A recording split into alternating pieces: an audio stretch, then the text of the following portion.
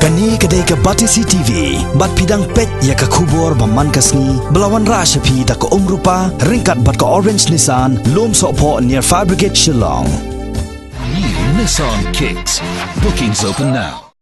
Pulit Jong ke East Castles District, Lyngdoh ke Superintendent of Police ikong Claudia Lingwa, kila Kyntait waria ke Jingkam jong ke sengking atiar ke New Trap National Liberation Council, bakal set yap yu ba Romeo Lyngdoh na kada ba udai unong sentiat jong ki Pulit.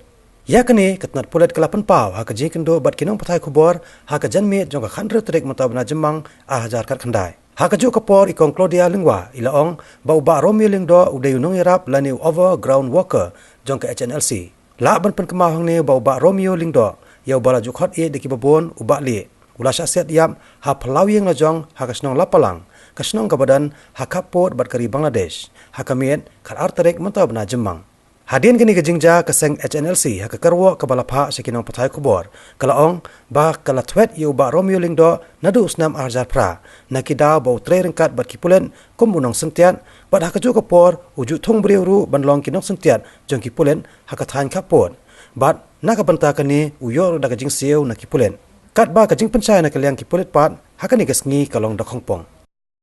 The late Romeo Lyngdoh, who was gunned down by Hnlc, is already an overground worker of the Hnlc, sympathizer you can say. And if you remember, in the year 2016, on the 13th, in fact it's almost 3 years to the date, we are also in May, and where a vehicle was intercepted by the district police in which 2 Hnlc boys were arrested and 1 alpha along with the driver in a vehicle intercepted with weapons and explosives. So the vehicle that was used in that particular sending of where the militants were using, that vehicle belongs to this late Romeo Lyngdoh. Now, that is number 1. Number 2, late Romeo Lyngdoh is a resident of Lapalang. Now, Lapalang is a small village. I do not think that Lapalang has more than 300 houses. It is very close to the international border, where from what we got the information, there are lots of movement of people. Forget any militant or any other. Just even normal people. People just move across the border. Sometimes it's like taking a day pass. People from the other side, they come for bazaar in Dauki. So, in this little village, wouldn't it be so hard for the Hnlc to track down one person staying in his house in Lapalang that it took them 3 years to track him down? Moreover, this man is a businessman. He also organizes a lot of programs there in Dauki, very much in the picture. To say that they claim that it took them 3 years to track him down is unbelievable. That is number 2.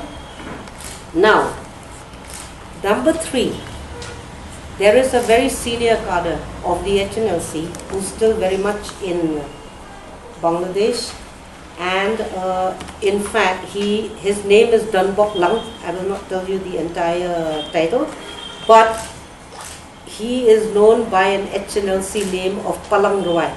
Palang Roy means Unong Roy Wajurba, a very good singer from the village Lapalang.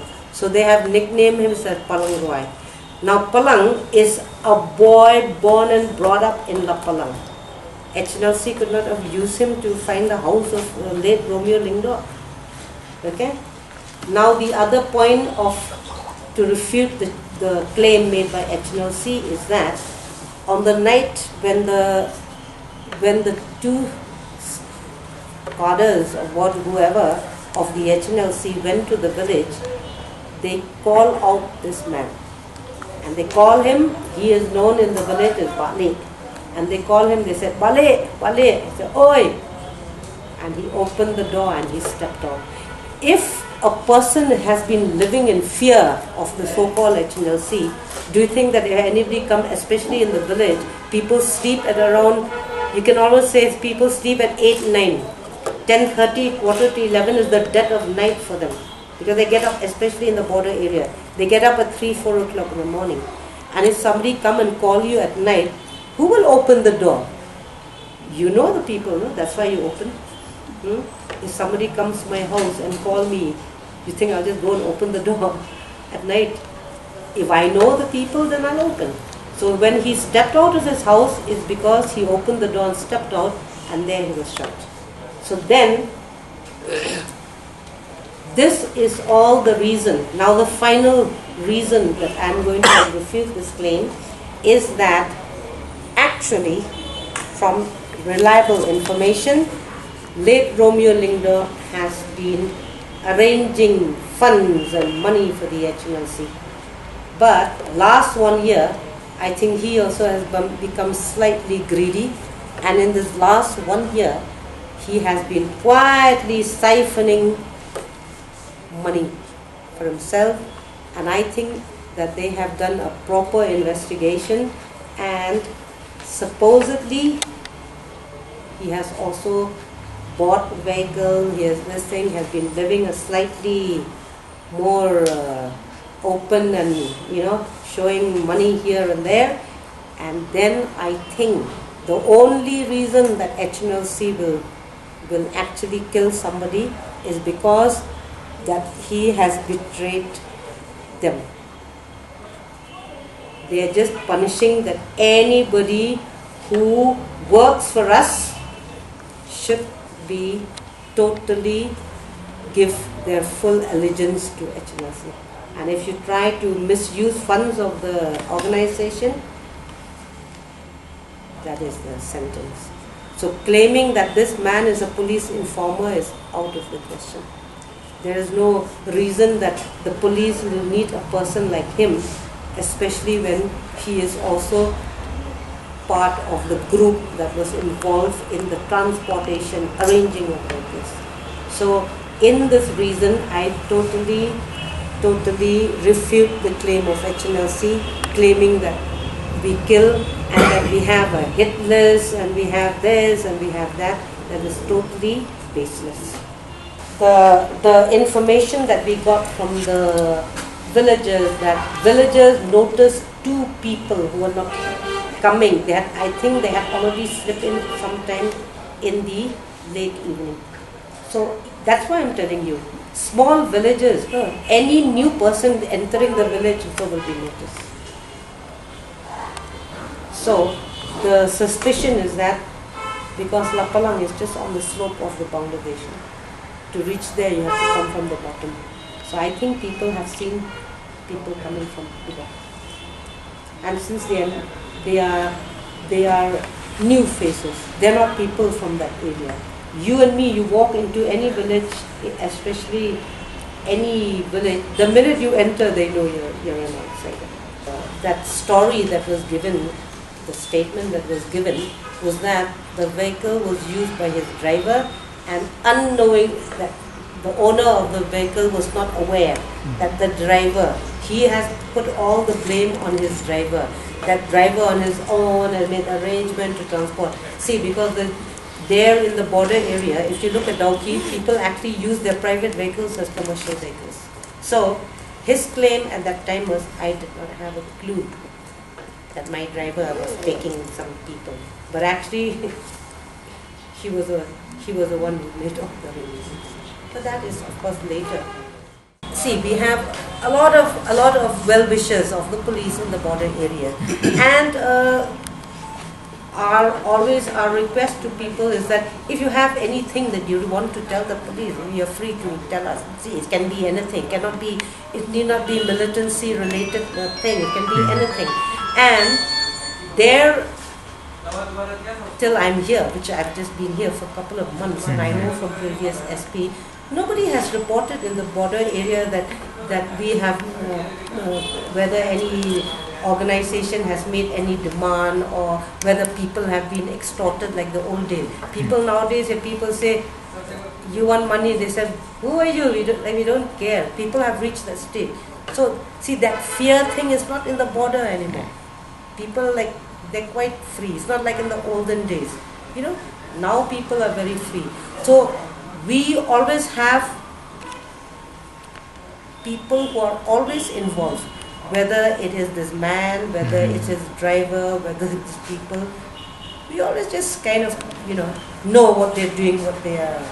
So that is what we always do, but not necessarily that we have to go and pull people and question them till we know anything. But Madam, has Romeo ever been taken in by the police for questioning? See, he was, that case was 3 years back. I cannot confirm about that. That I cannot say for sure.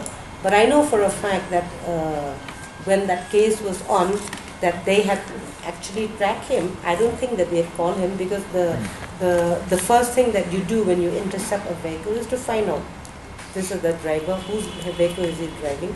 So if the claim is that I'm not aware, that means the police must have questioned him. But at the same time, the police know that he's an overground worker of the HNLC. See, now at that time, who knows? But see, the kind of activities of the man and the kind of movement in the border, we keep track of those type of people. Who are the people who are up and about in the border? Right now, I can have 10 names that I know who are the people who are very busy in the border, including the old surrendered boys also. They also can be a little mischievous, you can say, in the border. So we always just keep an eye. But why should now we go and disturb people until we get proven facts that they are involved in something? See, you keep an eye on a lot of things, no? But not necessarily you have to go and pull them or arrest them. See, unnecessarily you want to alert other important people that needs to actually be watched also.